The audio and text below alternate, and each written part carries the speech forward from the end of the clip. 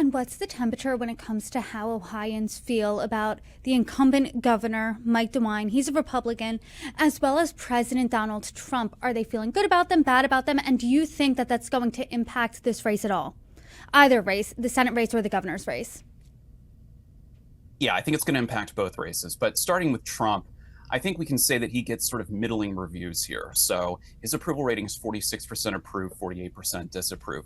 That's not the number that I would want to see if I'm either Donald Trump or a Republican running in 2026. Obviously, he is the leader of the party. Nobody disputes that. And he is going to drag down other Republicans as long as he maintains a negative approval rating. And that's especially true, again, in states like Ohio, which have been Republican strongholds for many years. Then we look at Governor DeWine, and his approval number is pretty shockingly bad. 26% approve versus 45% disapprove. Again, I don't have a great explanation for why this is the case, but his approval rating is very poor.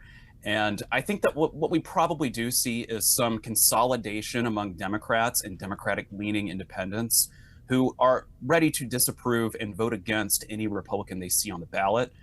Whereas earning that approval is more of an uphill battle. You're going to earn the approval and votes of diehard Republicans, but it's everybody else you have to convince. And I think we're really seeing the effects of that in Ohio in this poll. And to that point, Matt, I mean, I don't think in all of our conversations that we've had over the past over a year, I've never seen an approval rating that bad. And it's not like Governor DeWine is that much of a lightning rod figure. But do you think that this all means that Ohio, which, as you said, was a strong foothold for Republicans, is this getting less solidly red? I wouldn't necessarily say that it's getting less solidly red. I think, we have seen Ohio in the past. Ohio used to be the poster child for swing states. The presidential race would often come down to Ohio. All eyes would be on the state. That has not been the case since at least 2016. But that doesn't mean that it's in a state of stasis, right? Things do change and people do change their minds.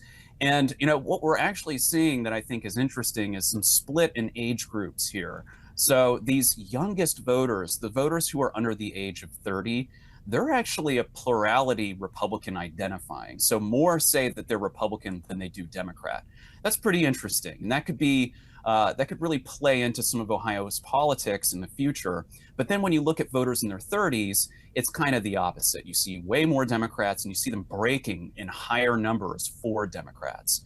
So there is a bit of a generational divide, I think, going on.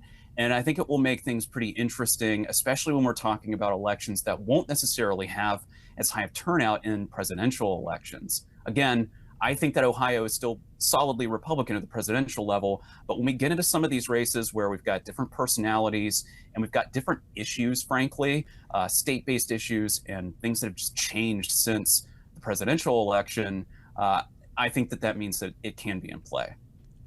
That age trend was surprising to me as well, because usually people, younger Democrats, and as you grow up, perhaps you become more Republican. That's not really the case in Ohio because the younger voters are more conservative than the ones in their 30s. But this could come down to the issues, these races. What are those top issues for Ohioans?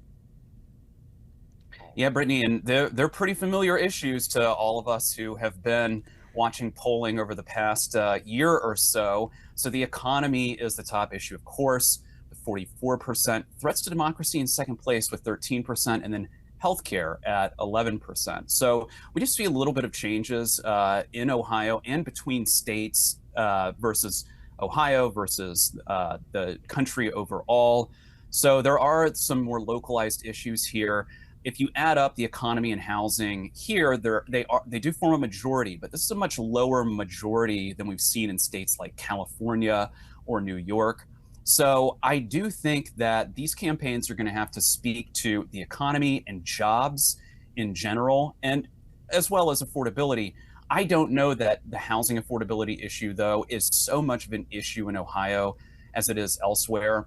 I'm sure that is the case in some of the metro areas there, but it's not really showing up as a top issue like it does in, say, California. So the candidates will have to thread that needle, I think, and really talk more about jobs and general affordability for Ohioans than housing specifically. In 2024, Republicans were the winners when it came to affordability. In the elections that we've seen in 2025, Democrats have taken that issue.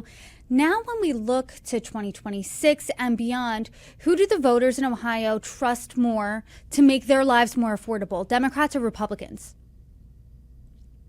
And overall, we find that voters trust Republicans more so than Democrats. So 43% say that they trust Republicans on the issue of affordability more. 37% say Democrats, and then 19% say neither. They don't think that they don't really trust either party on issues of affordability.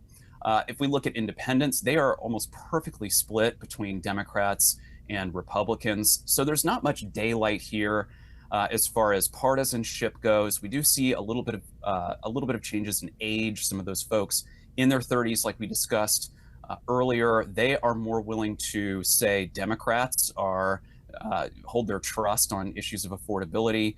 But most of the other age groups tend to side with Republicans very slightly. Again, neither party gets a majority here, so I think the issue is certainly up for grabs for both parties.